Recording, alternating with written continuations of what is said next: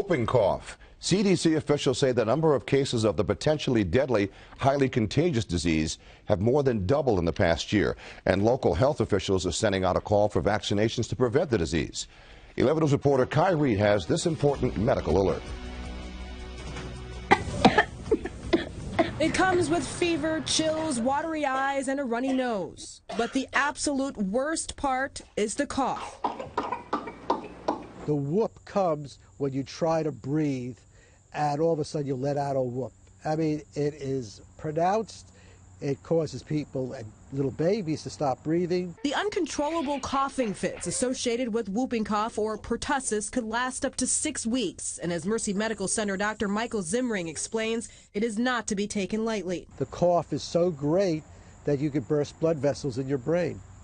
You can die from it. People have died from it. According to the CDC, the country's on track for the worst whooping cough outbreak in 50 years. Nearly 20,000 cases have been reported. 9 babies have died. It's of epidemic proportions. This is the largest number of cases we've seen really since the 1950s. While Maryland state health officials did not provide numbers, they confirmed that the state has also seen an overall increase so far this year. 26% of those have been in children younger than 6 months. Probably because people haven't been vaccinated against it lately.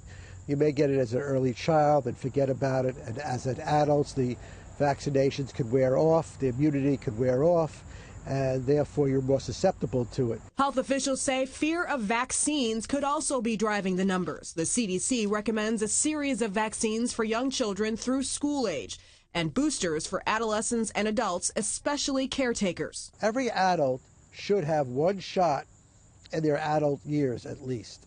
Adults can be carriers without full-blown symptoms, so they can pass along the disease without even realizing it. Officials at local health departments say there is plenty of vaccine available. Reporting in the newsroom, Kai Reed, WBAL TV 11 News.